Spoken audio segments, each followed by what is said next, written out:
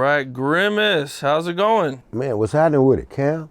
Man, grinding, Capone? man. For sure, good to meet you, man. Good to meet you too. So a lot of people probably know you a little bit from some at least that's where I remember you from. You have some YG videos. Most definitely, most definitely. Can you kind of tell them a little bit about how you kind of got into that and maybe what videos and everything you've been on? Most definitely, man. It wasn't just a walk-in. Couldn't just get on. He the little homie. It wasn't just like, oh, he the homie. He the big homie. I'm gonna let him come do something. I had to actually audition. And when I got there to the studio, it was up in Santa Monica. When I got there, it was like maybe 7, 8 people. At the time, I really didn't know it was a song with Drake on it, and they were auditioning. I went last, because I actually came. That's where I fit at.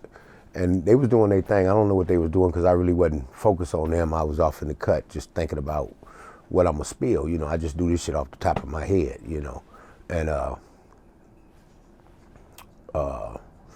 they was doing their thing, and as it came along, it came my turn. And I was watching the response, it wasn't no over-the-hill response. They was like, okay, and I don't think it was no favoritism. It was just the get down. It's the voice, it's the delivery, it's the spit, you know what I mean? And when I got up in there, I just do what I do, man, and when I got done, I seen these niggas was like, man, they was like, they was at the Super Bowl team just won, and they was all in it. And I said, well, shit, that was cool, I figure, this shit went real well.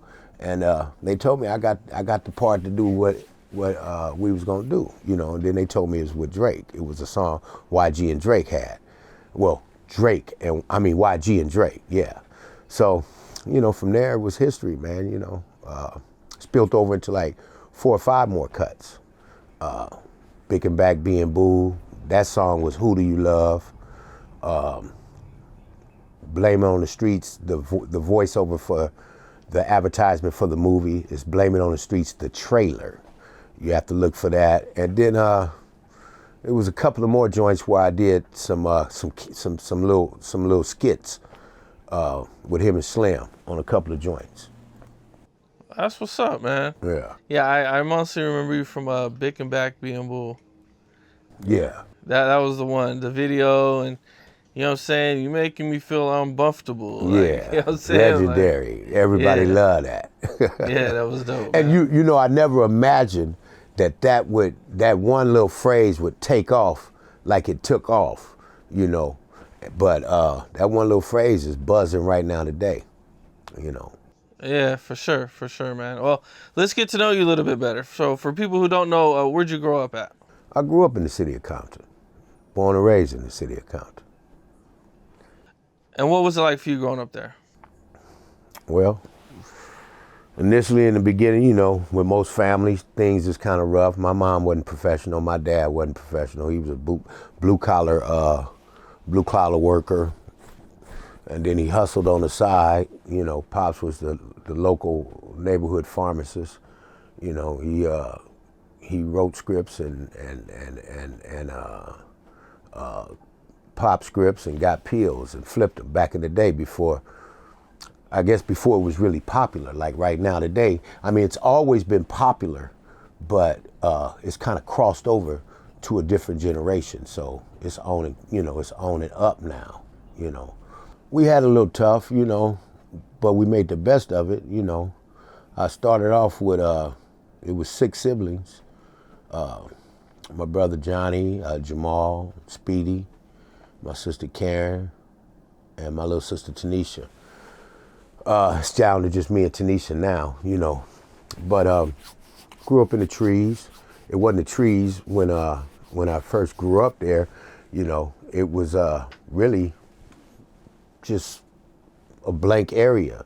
The closest neighborhood was across the busy street, Fruitown. And then, the more and more that we grew up over here on this side, we started to have our own issues where different people, because when you're younger, don't nobody really pay attention to you because you're a kid. But as you get older, you become a teenager, you start to attract that attention, and so it was attention from different neighborhoods that surrounded all of us, Fruitown and Treetop. It was different. It was neighborhoods from the opposite that surrounded our whole community, you know what I'm saying? And, it just got to the point where we had to just group up. We started, the people we grew up with, we just clicked up and we started our own little community, you understand me? Our own little hood, So you're like an original member of Treetop? 100% from the 70s. Okay. Yeah. So you were there before, and it kind of starts to form and everything, man. Were you like one of the first members, or were you like? I'm in the first round draft choice. Okay, and so how many people was it that started off in the beginning? Initially, it was D-Dog, it was Wayne P, it was Goo, it was Ricky, it was Elijah. It's a couple of more fellas just escaping my mind right now.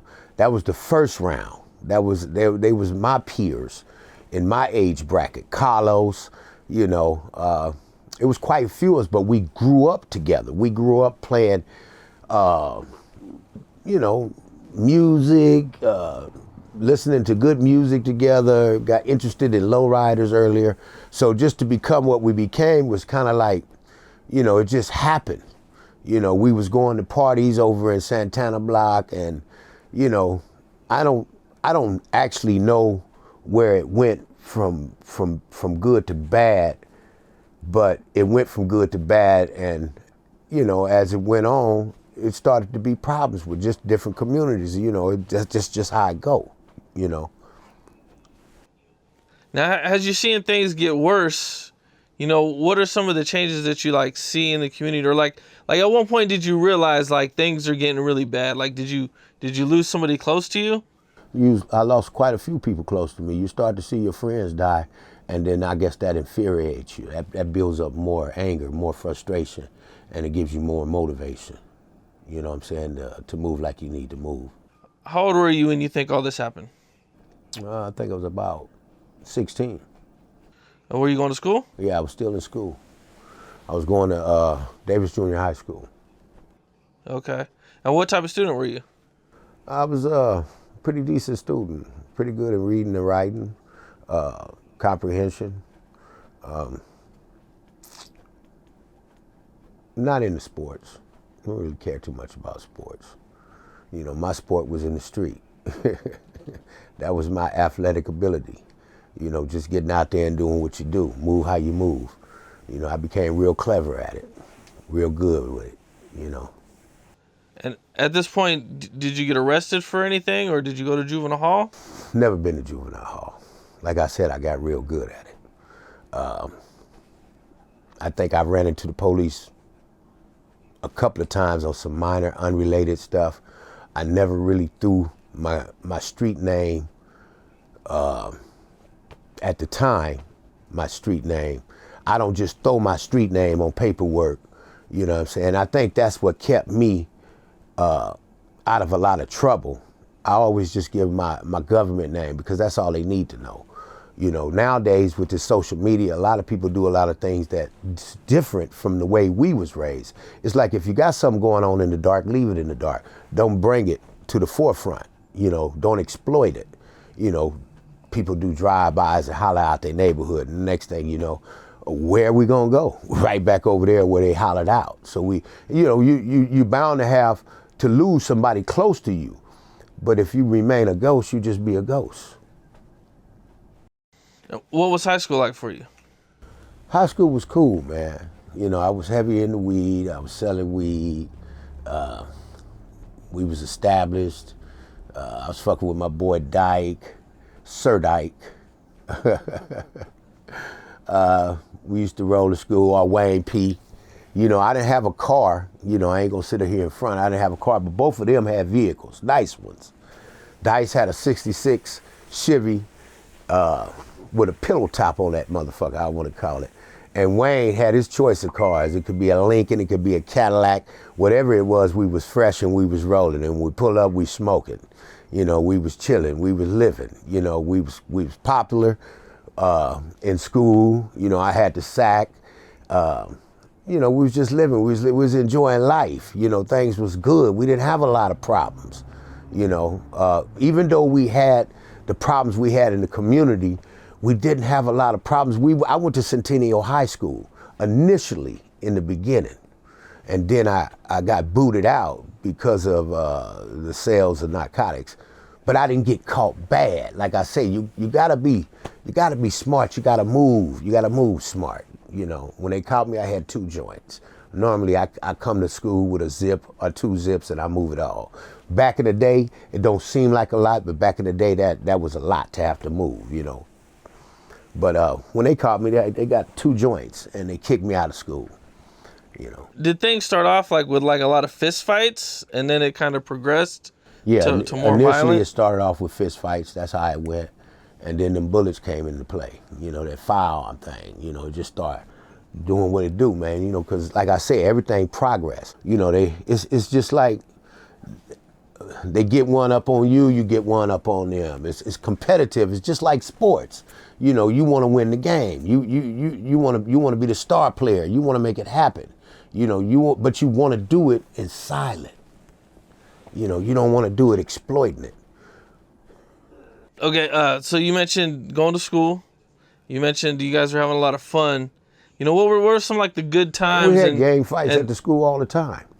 In the senior square, it was always cracking on certain days, just about every Friday, you know, or if it was a football game, it's cracking, you know. And by the grace of God, you know, I survived all of this shit. I survived a lot of this shit. I've survived more shit than you can imagine, you know, and I've been under the gun quite a few times. And God's just been with me, man. I just been blessed, you know, grace and mercy, you know, to somebody who don't deserve it, but he give it to you because he got a bigger plan for you, you know, and I don't ever close my eyes to it. I don't shy away from it and I don't hide it. You know, I thank God that I made it this far to the age I am today, you know. What do you think was like the closest time you felt like you might have been to death? The closest time I might have been to death. The closest time I might have been to death, I went to a party. Me and about 3 of my partners. It was on Halloween, and we really wasn't familiar with the area. It was in Carson, California. And there was a park across the street from the Carson Mall. And it was a Halloween night, and who was it? It was me, Dyke, and it was 3 of us. And I forgot the third one name, but I can't call his name right now. He gone. But we pull up, and we die moves. We Piru, you know. You know, we from Treetop, you know. Well, I'm from Treetop, he's from Fruit Town, and the other one's from 151, you know. And so JB. You know, and this is years ago, you know. A lot of things happen over the years that you can't control, but this is the story, you know. So we pull up, and we in a Mustang. And JB always had a fast car. He always knew how to drive fast. Anyway, we get out the car, and we walk down the hill. You got to go down a hill to get to the park, and this whole side of the party was Crips. And this is a big party. And Dyke had a red rag tied around his head. And, you know, everybody had what they needed on them to be right. And then, so we said, we on the wrong side. We got to go to the right side of the party. So we cross, it's another party going on, the haunted house, on the other side of the park. But now we putting distance between us and the car. And we go, it's just 3 of us. We go all the way to this party, and it's all Crips. Oh man. So what do? You don't lose your cool, you don't panic.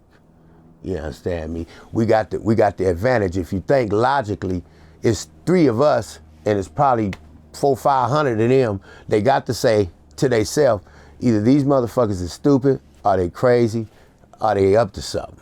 But whatever they up to, it can't be too good, but it's in their favor. Or at least they prepared for whatever. You know what I'm saying? If you play it cool.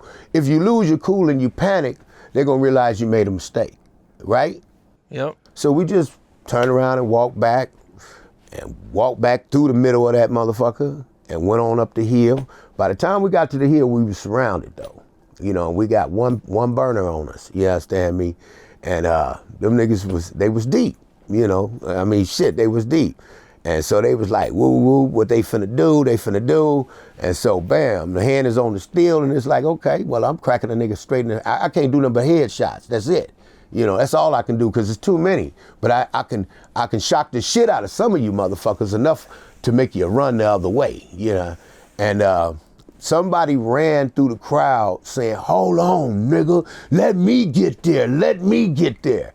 And when he came through, and I'm saying, you know, I'm just ready. You know, when he came through, he looked at JB and he grabbed him and he hugged him and he said, oh, nigga, where you been? Whoop, and they start chopping it up. And I think that's the closest, one of the closest I done came. If it wasn't for that dude, you understand me, we'd probably be up out of here. Damn.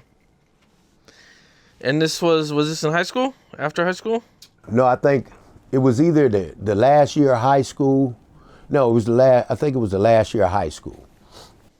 Were you surprised that they let you leave, being that it was all these Crip dudes? Not really. Well, actually, you know, in the midst of it, in the beginning of it, no, I didn't think we was gonna get up out of here. Hell no, I'd be lying to you if I said I did. I didn't think we was gonna get up out of there. You know, it was women and everything, bitches and everything, just like, fuck them niggas, you know. But whoever this dude was that came through that crowd, you know, he was a real motherfucker, you know. And you know, you gotta look at the 3 of us. We ain't run. We wasn't scared. It's like, we finna go down with what we go down with. It's gonna do what it do, man. And, you know, I think I've survived a whole lot of shit, you know. And themselves, they've survived a whole lot of shit, well, at least one of them. But, you know, it's just, I didn't have any thoughts like that. My thought was, I gotta shock some motherfuckers to make a hole, to get to the car and we get the fuck up out of here, you know. Yeah, man, damn. So you know, glad you made it out of that, you know. Yeah, I'm glad too. We wouldn't be having this interview. Right. So, you're in high school, or around your high school times, and you mentioned you got kicked out. Mm-hmm. Now, you get kicked out of school, and do you go to a continuation, or do you get your GED, or do you get a job, or? No. I got kicked out of school, and I transferred. Once they kicked me out, I had to end up going to Dominguez High School for a portion of my 11th grade to my 12th. So my first day of school, remember, I got kicked out of Centennial for selling weed. And, you know, it's just like a criminal. When you're young, you don't really be thinking, you know. It didn't dawn on me that they was gonna tell this principal that he was selling weed over here at Centennial, so watch out for him. But when I get there, Mr. Easter, that's who the principal was at Dominguez High School, he in the conversation, he expressed to me that I know, you know, what you got kicked out from over there for, and yada, yada, yada, and so we don't want none of that over here. So when you come to school, don't you come up in here with none of that foolishness, you know? And I'm like, okay. My first day, man, I came in that bitch with a zip. I'm in the bathroom. I'm rolling up. And when I went in the bathroom, it's like regular high school. It's dice shooting going on. They in there smoking weed. They doing their thing. I've already introduced myself. Some of the people already knew me from the neighborhood because, this is in the city of Compton. So you can go to Centennial, you can go to Compton High, or you can go to Dominguez, So I'm in there rolling up, and it got quiet as a motherfucker. And I look back, and there go Mr. Easter. Standing at the door. And he had a habit of shaking. I don't know what it was associated with, but he said, "Oh, okay, Mr. Russell, get your stuff, wrap it up, and come on with me to the office." And I wrapped it up, and he I don't know what he was thinking about. He walked out, I'm walking out the bathroom right with him. He went to the right, I went to the left, and I started jogging. Because I said, you don't have what I got. You only seen it.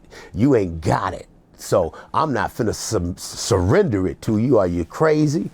I went straight to the house, and I think I got a call later on. Like I said, Pops was a hustler and a grinder, and I just put that deep voice on, and I was Pops, and Ricky Henry gonna get his ass whooped. Oh, shit. Okay. And I don't know what I went through to get back in school, but I got back in school. It was a long time ago. And you eventually graduated? I graduated, and I spent a couple of years in college too, but not right away. I graduated and I went to the street and I got my grind on, my foolishness on, my hustle. I went out there and I started getting money and I started living the life, enjoying the life of being unassociated with obligation, to be on somebody's 9 to 5, Things was working out perfectly well. Now that you're in the streets and you're making money and you're doing your thing, at one point you mentioned you went to college, so kind of what was it that kind of made you want to turn your life around? Well, you jumping the gun. That's at 49. Oh, okay. Yeah, so we'll backtrack. We'll hit that later if you want. But that's at 49. Can you imagine being 49 years old in college? You understand me? And or 48. And like I said, I've always been pretty sharp when it comes to reading, writing, and creating. That's what I do. I write shit that people like. I've been compared recently to a lot of people's calling me the Dolomite, the new Dolomite. And I'm not gonna lie, I used to listen to Dolomite a lot when I was younger. Okay. But yeah, I was just in the streets, man, and I had a few brushes with the law, and I've been to the county. I've done a couple of years, a county led, maybe 3 or 4 times. And, life progressed and the streets got wilder and I got wilder with it. I just stepped the game up. As it got wild, I got wild with it, And there's something about the streets, man. You either gonna win or you gonna lose. And like I said, again, it's like sports, it's competitive. And, I just didn't have the character or the energy of a loser, I put it all on the line to win, I put it all on the line to win. I'll go up against what I got to go up against to win. And if I don't win and I lose, it's all right. I'm going to regroup and I'm going to start all over. Because I think if you never lose, if you never fail, it doesn't build character. Not only that, it doesn't prepare you for what life is really about. Life is just like, what is it called in the hospital when you're in the hospital and that machine is going up and down? Beep, boop, beep, Flatline? boop, beep. If you I don't know what the machine is called. You ain't going nowhere. You ain't doing nothing.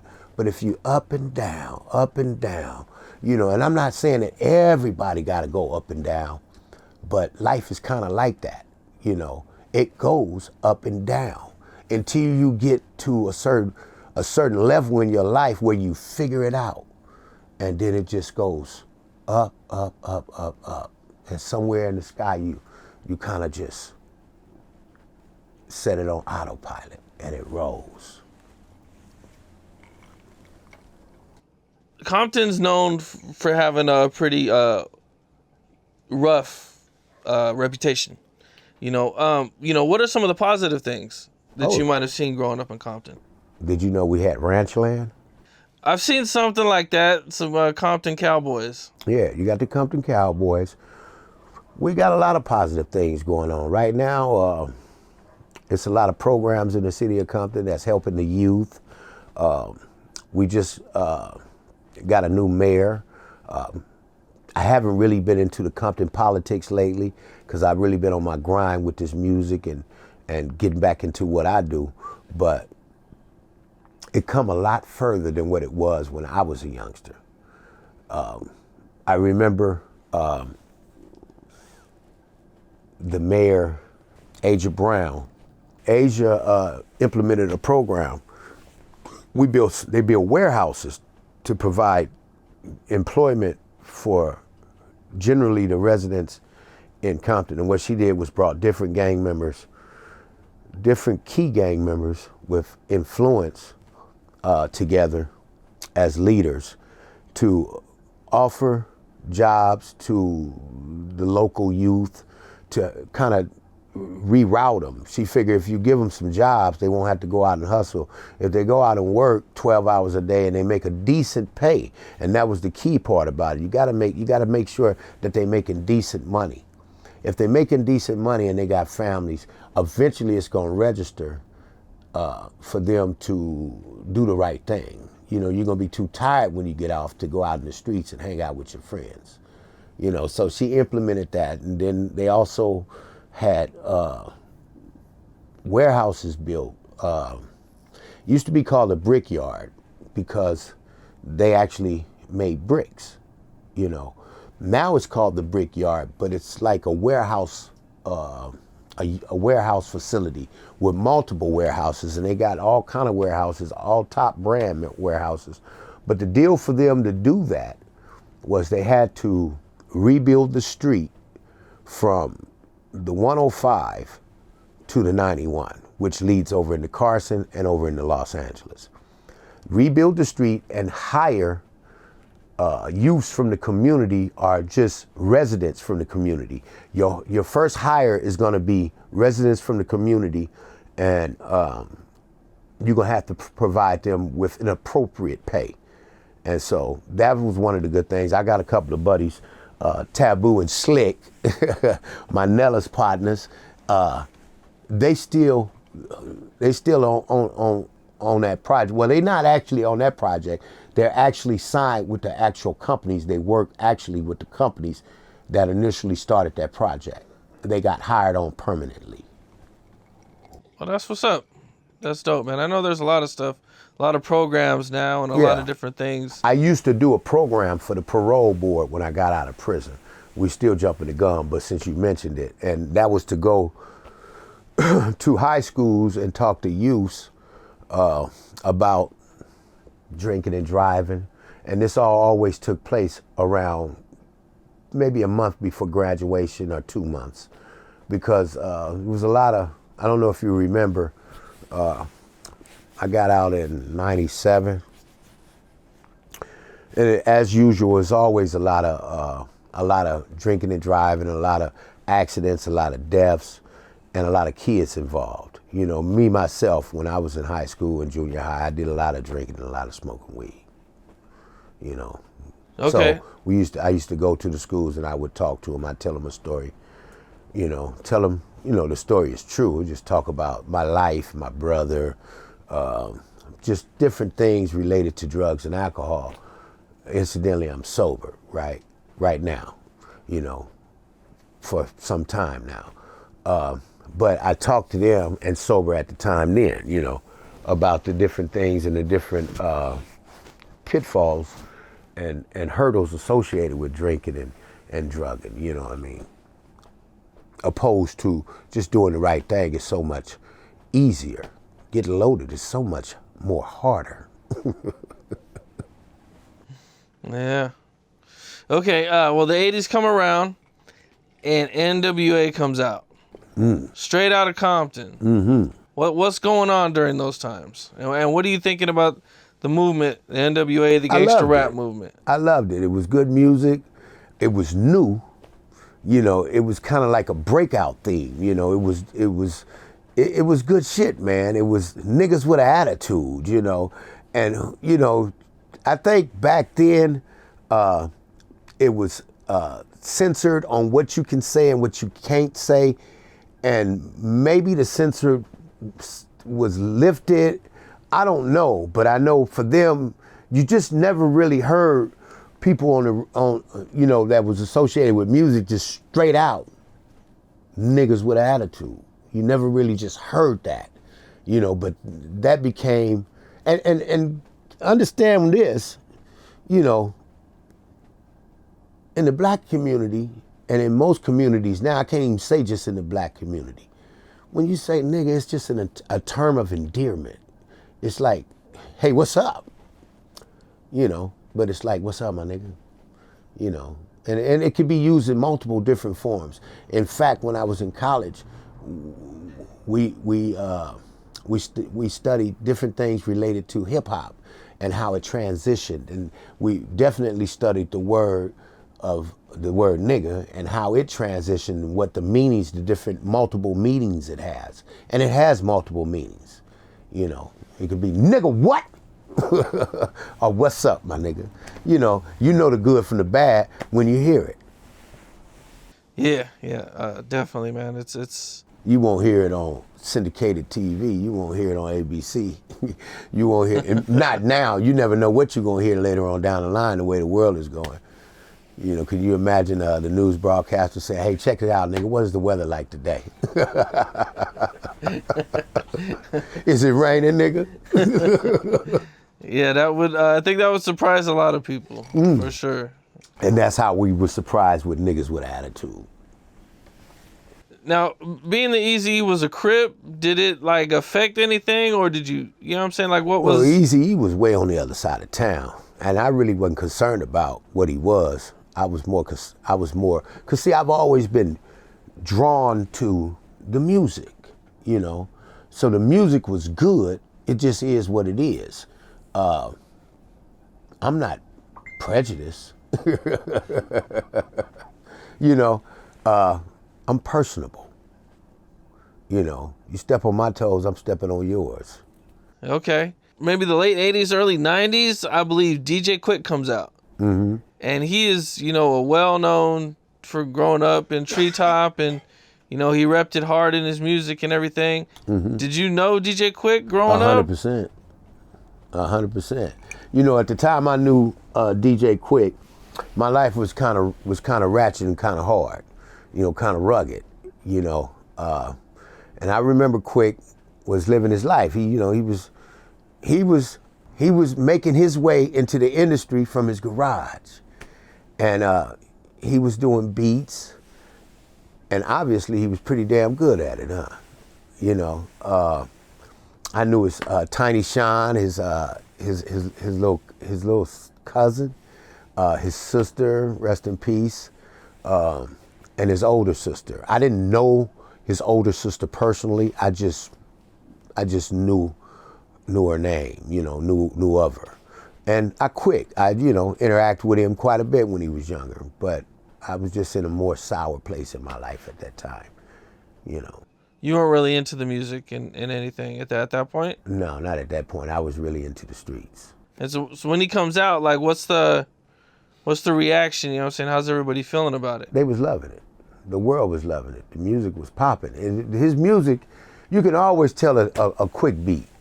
It's a multitude of sounds, and it's just music. It's, you know, it's really good music. It's just it's like Christmas. You know what I'm saying? It's like Christmas. It's just, woo, you know, it's rolling, it's flowing. You can always tell. One of the songs I really like, I forgot the name of it, and what I heard is that he had a cold, but that motherfucker came out so hard because it changed his voice. And I'm sure if you ever just listen to the music, you can identify it, because that was, to me, I like, you know, I'm a raspy voice nigga, so I like raspy voice sounds, and you know, that was one of the bomb ass joints, and I really like. I used to play that constantly, Yeah, DJ Quik, man. I listened to him a lot growing up. I had his first album, and it was he always has his own, like you said, his particular Yeah, style that just kind of sticks out to where, what I'm saying, it just has a distinct sound to it. yeah. You mentioned that you were just in a different space at that point in your life. At what point did you say you kind of came out of that space and, what I'm saying, begin to change your life a little bit? Um, when I went to prison, I mean, it was just funky back then, man. Pops was abusing moms a lot, hitting on her, and I didn't like that. And there was a lot of shit going on in the streets, and I think if I wouldn't have went to prison, I probably would have died. Because I was on the edge. I was teeter-totting on the edge a whole lot, and like I said, at that time I was living on the edge, a good 10 and a half years straight, just criminal activity, not really giving a fuck, not scared of the police, not scared of dying, it was ugly, just living a wild life. And then one of my episodes got me caught up and I ended up in the penitentiary. They started off, topped off at like 35. And I'm like, nah.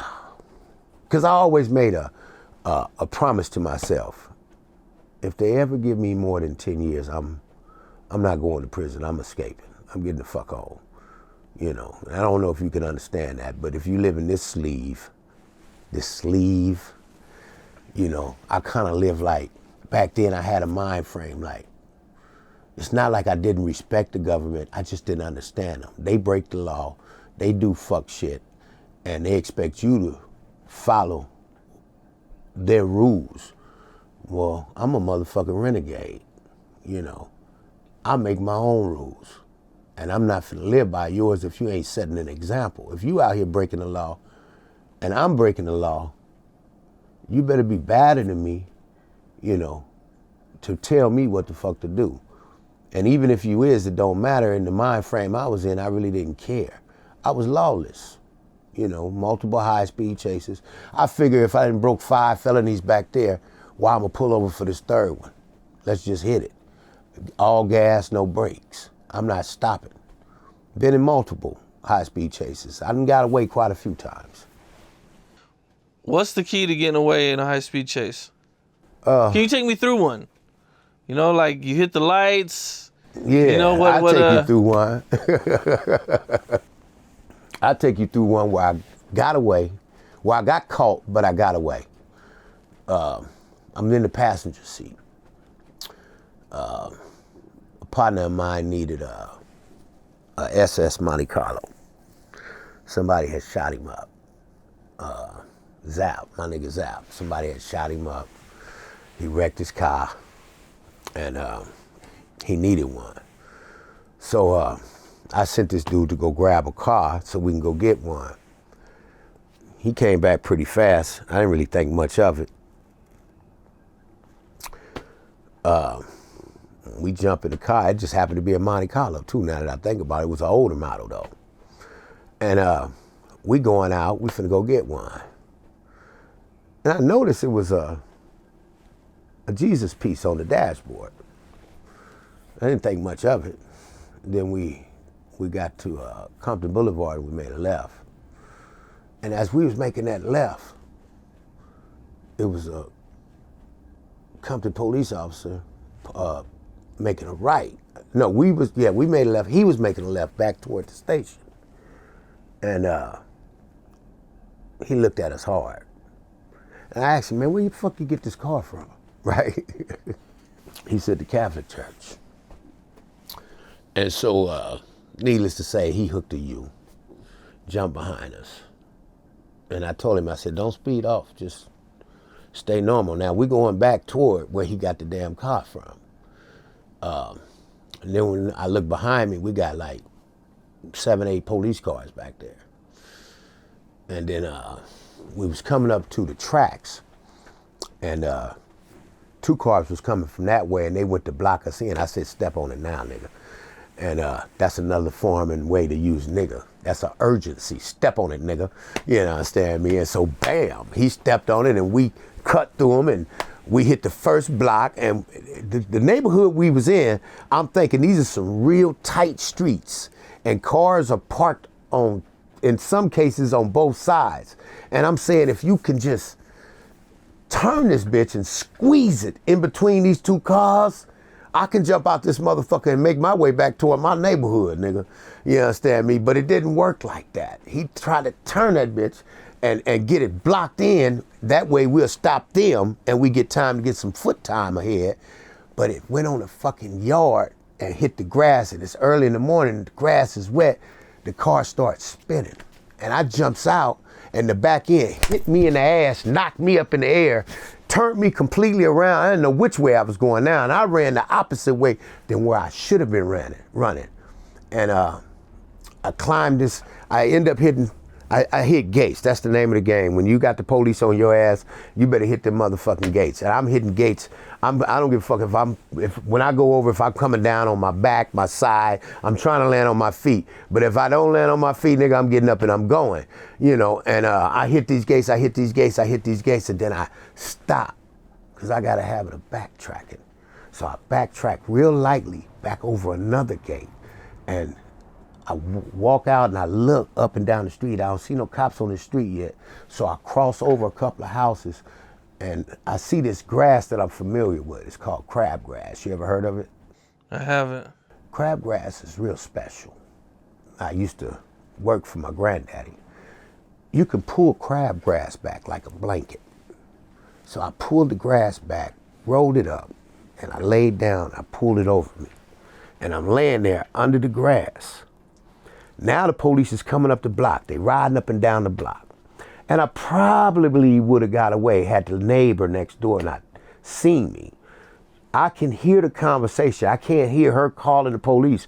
But now it's a police car, maybe a couple of doors that way and a couple of doors this way, and they're on the radio. And she's telling the dispatch, well, the resident says that the guy is on the side of her house and yada, yada, yada. So when they walk in this yard, she gives her location. They walks in this yard and they go all the way to the back. They pass me. They don't even see me because I'm under a blanket of grass, right? Then they walk out and they're about to leave. And I'm thinking, Jesus, let them leave. I'm trying to get the hell up out of here. I'm trying to go home, right? It don't go like that. She called him back and let him know, look, y'all missed him. He's right on the side, right outside my back door at this address. And so when I hear that, I said, fuck it, you know. I'm the passenger. So the law is simple. I'm not driving. I don't know where the driver got the car from. It ain't none of my business. You know, I'm the passenger, and I just panicked and I got scared because cops beat up black boys. So I'm getting the hell up out of here. That's why I ran. I went to jail, but thank God and you know, not to say it like that, but the driver was on parole. And if you don't know, anytime you're on parole, you're gonna get the case. Especially if you, the actual person in the position of, they can definitely identify that you broke the law because you are driving a stolen car. He's dark skinned and I'm light skinned. They asked me, what do I know about the car? I said, man, I don't know nothing about the car. He just gave me a ride. That's it. Simple as that. Okay. Did you do a lot of time for that one, or? I didn't do no time. No time. I said, I'm a passenger. Okay. I got a joyride, and I think I might have got probation. And that goes for anybody, just about, unless you've committed a crime in the stolen car and you're fleeing. Now, if you committed a crime in the stolen car and they got a broadcast about suspects, now you got a problem. But just a passenger back in the 80s, 90s, 9 times out of 10, you just get a joyride. You get a probation, or you might not even get that. Things have changed now. I think that still stands. Still stands. I don't really know, because I ain't broke the law in a long time and don't plan on it. Let me eat.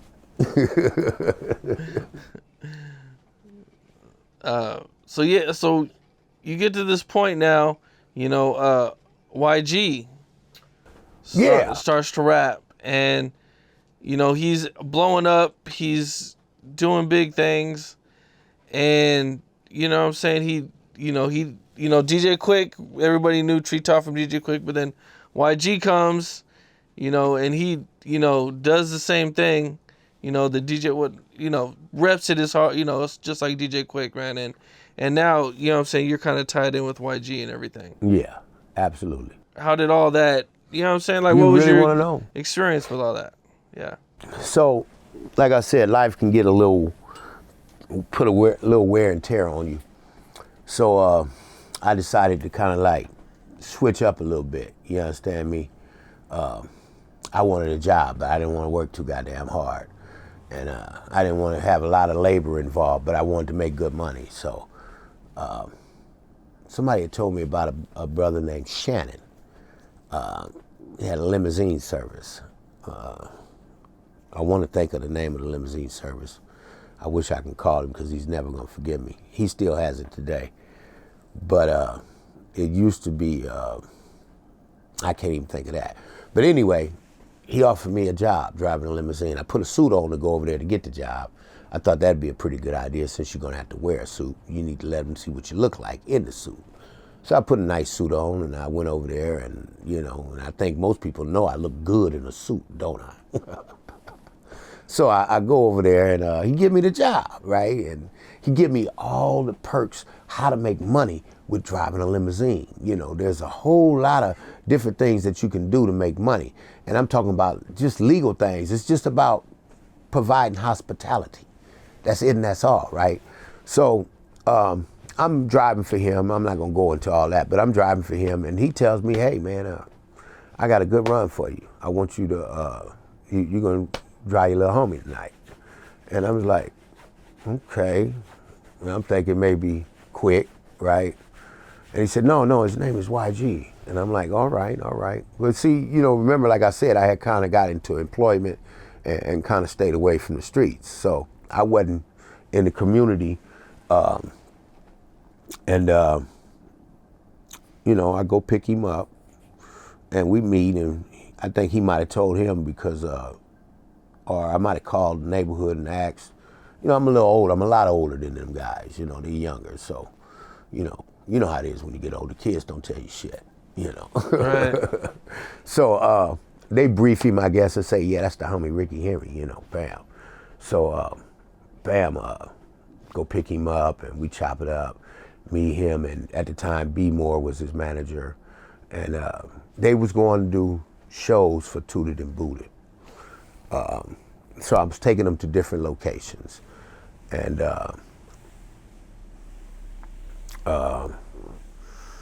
that's how we met. I remember riding one night till the damn sun came up, and somewhere along the line, it was little homies that used to hear me do poetry. That's what I do, poetry, right?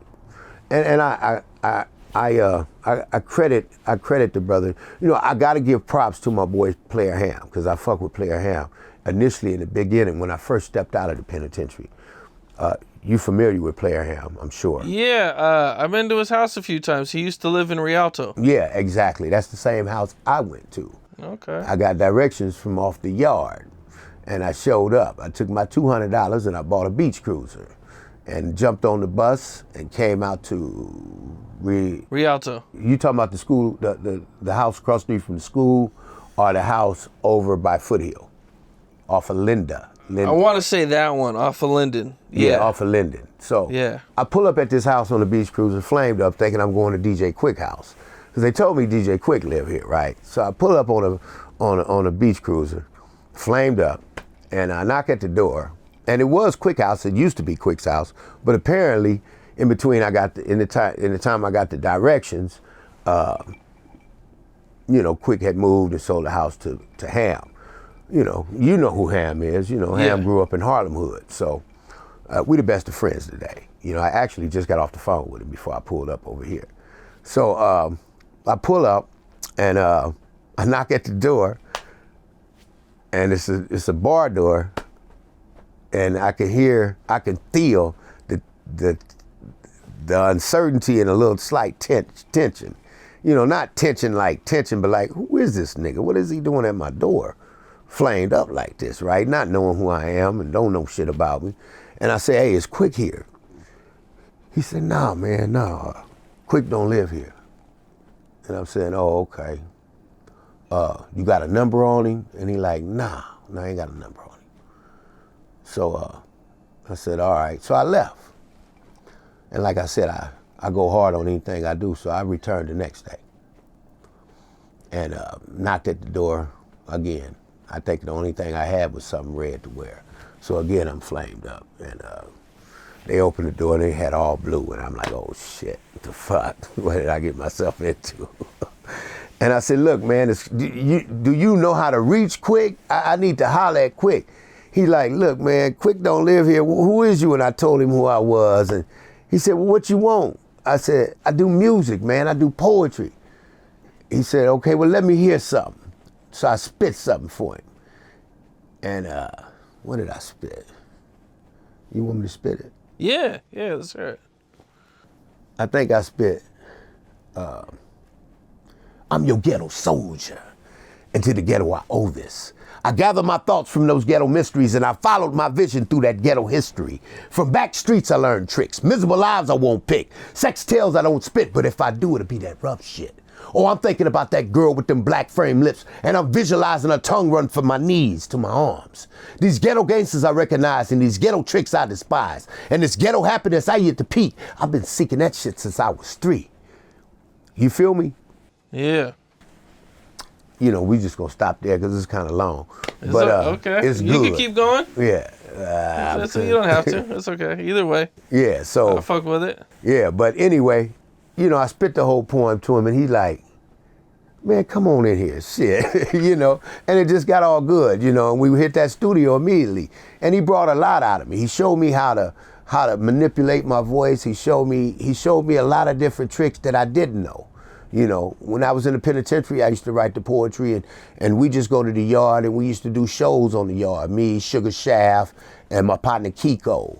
And, you know, we used to do shows on the yard. But, you know, when I got to these streets, you know, he showed me how to manipulate my voice, how to present the poem, and, you know, how to find the beat, how to find the music. So then when I got to YG, it was real easy. I already was laced. I already knew what to do. And, but he put it with beat, you know, and not to say Hamm didn't, but he put it with, you know, he's younger, he did what he did. And it was more, you know, thuggish, more street, you know, and so the shit just went bananas, you know, it took off, you know, it did what it do, man, you know, it blew up, you know. Now, when you went and you were looking for DJ Quik, did you guys link back up? No, Quik was a busy man, you know. Eventually we did. I think he was staying in Calabasas. I'm not sure. I went and hung out with him for a day. We went in the studio, me, Hamm, Tweed, Cadillac, and we laid some joints. And,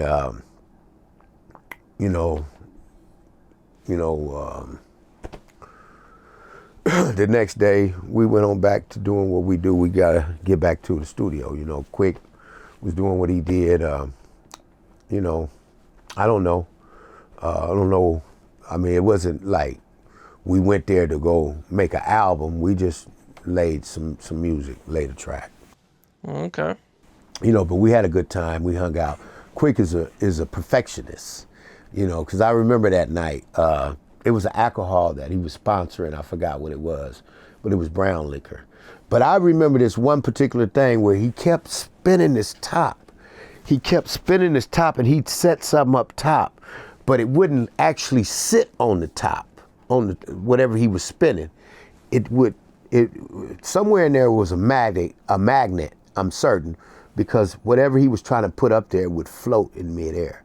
And he wasn't gonna stop until he showed us until he showed us that he can make this float in midair, you know. And eventually he did, you know. It didn't take a couple of hours, but it took quite a bit of time. And whatever that top was, he spent it, and whatever the piece he was putting up top, he put it there, and it just stayed right there in midair. Oh, okay. I'm sure one of you whiz kids out there know what it was.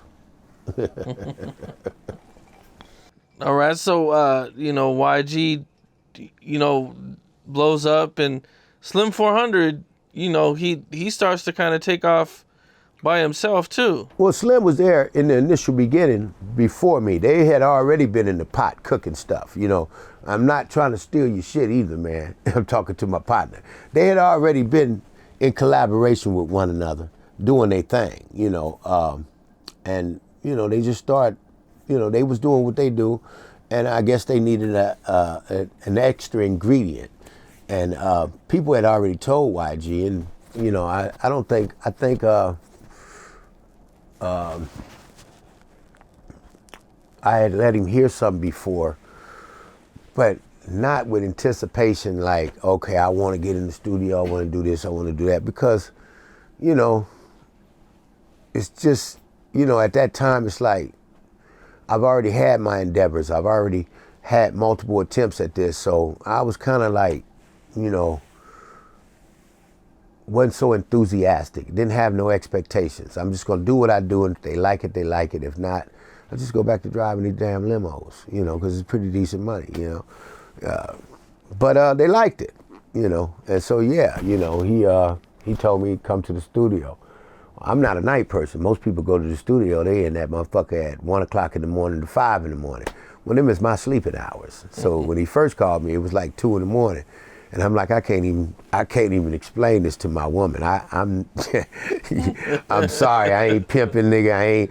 I ain't doing none of that there. I'm just, life is just good, and I don't want to fuck it up. So look, if we can do this, and if you can hold off till tomorrow or whatever is a better time for you, but it needs to be at a regular hour, like 6, 7 in the afternoon, in the evening time. I mean, something that I can make it to without destroying my fucking household, You know what I mean, right? Yeah, no, I hear you. Where the fuck you going? 2 in the morning. No, but she right, wasn't. you're about to go be on. You're about to go rap. Yeah, you're about to go be on somebody's. Sure. Oh yeah. You are going to do a song with Drake. Yeah, right. Right. Yeah. Right. Okay. Yeah. Right. Try to explain that. But in all honesty, my girl that I was with, she wasn't even like that. She was real secure, real professional, and real successful. So the least of her worries is what I was doing. It was more me in terms of image. I don't want to blemish my image by, this is not my normal me. I don't just get out the bed at 2 o'clock in the morning and go nowhere.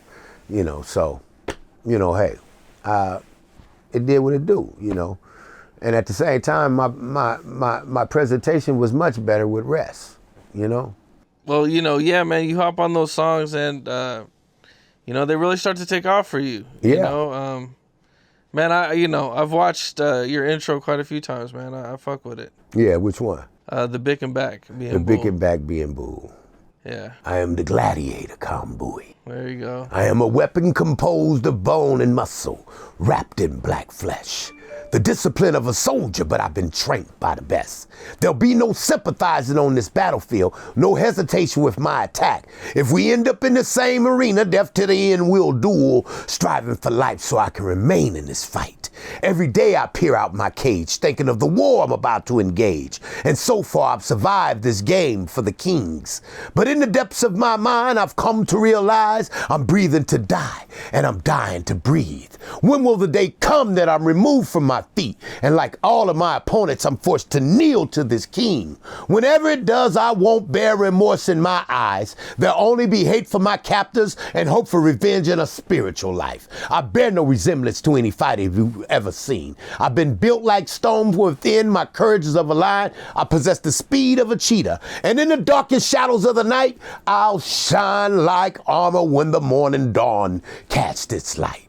I am the most powerful gladiator this world will ever know. When the dust starts to rise and these spectators cheer, I'll swing my maze above my head. Swords will be as sharp as they can possibly be. Spears will be set and ready to throw. War will be shed the moment the king stands and says, gladiators go.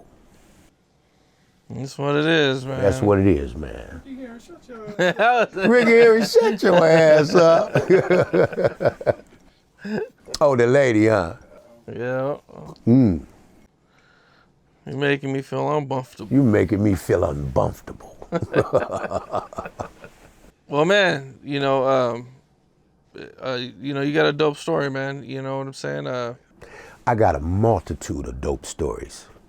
Each one I just told you, just one day in the life. You know,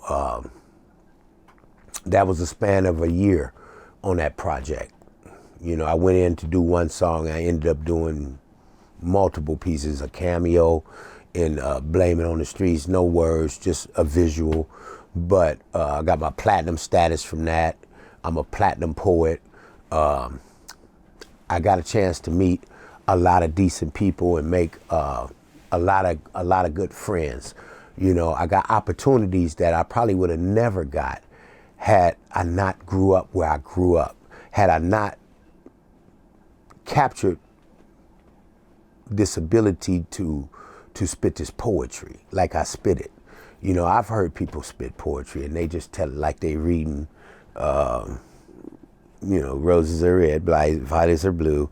You know, it's just like nothing. But for me, it's life. I breathe life into what I write, you know, and I don't care what it is. I used to write, I tell somebody, you know, they want to write a poem for their girl. You just give me a skeleton. Give me some key things. Where'd you meet her at? What do you like to do? What's her favorite color? And from that, I'll build a poem, you know. So, you know, like I said, in college, reading and writing, it was and comprehension was one of my best subjects. So, you know, it just is what it is, man. It's been a hell of a journey. And, you know, I'm working right now with a brother, actually one of my penitentiary yard partners. He's dope. You know, when he first got out, his name's Sugar Shaft. When he first got out, Terrell Davis from San Diego Chargers created a label to sign him, you know, because he's a bad motherfucker. You know, he's dropping Look What the World Found 2, 2023. And we got a lot of good work on there. I put in about 2 or 3. I got one joint to go to the studio. I think I'll go this week. But it's a lot of good music. And it's coming out 2023. Sugar Shaft, he gonna drop a double CD. Like I say, it's powerful, man. You know, you can follow me, you can follow him. You can follow me at Grimmis 400. You can follow me at Grimmis Poet on Facebook, Grimmis 400 on Instagram, you know. Like I say, look for this new music. It's, you know, you can go on my page and see snippets, you know, of 8 Fingers, Both Thumbs. Deep is another song. 8 Fingers, Both Thumbs is the bomb, you know. Man, Put It Down. He got some bomb ass music. He got two types of music. He got the street music, and then he got, you know, something for the radio, something for the club. You know what I mean? But it's all dope, man. Like I said, it's all fire. You know, you can find him at Original Sugar Shaft. And don't forget my partner Flame 500. You know, you can find Flame. Flame, I want to thank Flame, because Flame put this all together. And, you know, me and Flame is like family. And I know you remember, I used to take him, I used to force him, come on over here, nigga. You know, it's whatever holiday, Christmas, Thanksgiving, you know, I'm taking him to the family. I'm gonna fry a turkey. The wife, he gonna cook. She was, you know, at the time, the wife, he gonna cook. Prepare all the extras. The family gonna bring in all the extras. I'm gonna fry a turkey, and we're gonna sit down like a family, and we're gonna eat. And we're gonna pray before we eat. You know, and any one of my little homies will tell you the same thing. You know, I bring them and do the same thing. You know, I had a multitude of little homies to come, and I bring them to the circle. And, you know, it's important that people understand, because I'm not gonna lie to you, the energy, the way the world is going right now is wild, man. You know, and I just think back You know, I used to watch a lot of king movies, kingdoms, and you know, it was, you know, the taxes get raised, the government get unbearable, and what happens? Do you know what happens? Usually probably some chaos. The town goes crazy, right? Yeah. Yeah. And so what we just witnessed at the Capitol was the town going crazy. And it wasn't just for one thing, it's for a multitude of things. It wasn't, those people weren't just convicted on what they wanted to do and committed because of one incident or because of one command, whatever. It was because of a multitude of things that have built up to that, you know, and it's still going on right now. You know, today it's still, it's unsavory and it's unbalanced, and it keeps you in a dying need of having to show up to society and become a modern day slave. You know, hasn't much changed, just the jobs and the opportunities, but they're still, you know, just like being a slave. You can't go far. You gotta stay knitted and connected to just, and then it's, you know, and people don't, you know, a lot of people would probably disagree,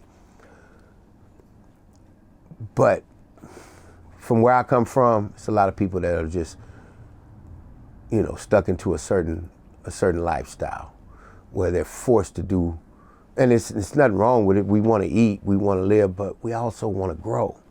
You know, we get certain politicians in there and they stop the growth and they cover it up with bullshit. It stinks, people, you know? Yeah, I hear you, man. But Capone, you living fat as a motherfucker over here, man. I'm not living fat, I'm bro. just fucking with you.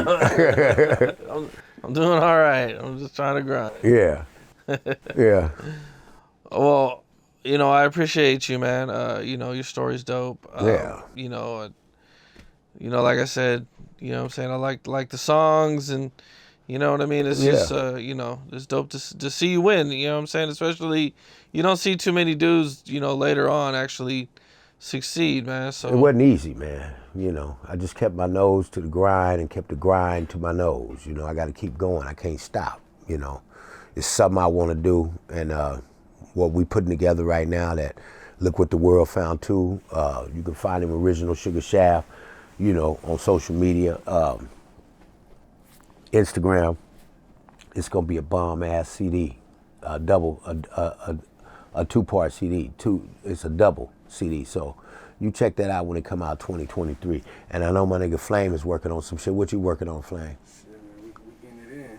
And you know, we both been.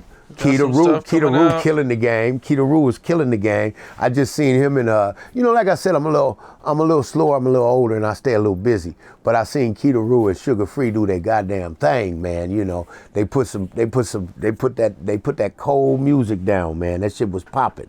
You know, I guess it's like everybody. When you get into your niche and you get into your grind, you focus on what you're doing, so you don't get distracted, defocused, and fuck around and hear some lyrics that you don't even realize, and you start mimicking somebody else's shit, or start being similar to what they doing. You want to kind of focus on what you're doing. So for the last 7 months, I've been really just focused on what I'm doing, you know, and writing what I'm writing, and preparing for what I'm preparing for, you know. But I'm open to work, you know. 2023, I think we got some shit cracking with Super Bowl performance. You know, like I said, my boy is heavy, and we're moving forward with what we're doing, you know. You know, I encourage you guys to tap in and check it out, man. It's gonna be dope, you know, 2023. check it out. Stay on the lookout for everything. Grimmis 400, You know, man. Come Grimmis check it 400 out. Instagram, right? Flame Grimmis 500. 400. Grimmis 400 Instagram, and you'll find another one right up under with that hat on, that legendary suit on. You'll find it right up under. It's Grimmis 400 with some numbers behind it. I can't really remember what the numbers is. Some 1s and some 7s. And then you look for that Grimmis Poet. you know, Grimmis the Black Poet, and you know, a lot of my posts go on there. That's my Facebook, you know. But other than that, you know, I ain't. They gonna see it when it come, man. You know, you follow it and you keep up, and you'll be a part of it as it roll, you know. But man, I appreciate you having me out here, Capone. You know, you know, like I said, you got a real professional setup here. I like the lights. I like everything you got cracking right here, man. And man, you keep doing what you're doing. You know, I followed you. I don't know if you followed me back, but I followed you. You got so many followers you don't even know, huh? I didn't see it, man. My bad. I'll have to check for it, definitely, man. All right. I appreciate you. All right, for sure. You know what I mean? Yeah. All right. All right, man. For sure. All right, for sure. Peace, man. I love y'all, man. Like I said, I don't have fans. I have family. And one day we're going to have a great big party. Trust and believe. I'm going to rent something somewhere, or I'm just going to open my motherfucking house to you because it's laid back like that, you know. I ain't going to never call you a fan. You're going to always be family. That's what it is. What's up? This is Cam Capone. We got more content like this coming soon. So hit that like button, subscribe, and stay locked in to Cam Capone News.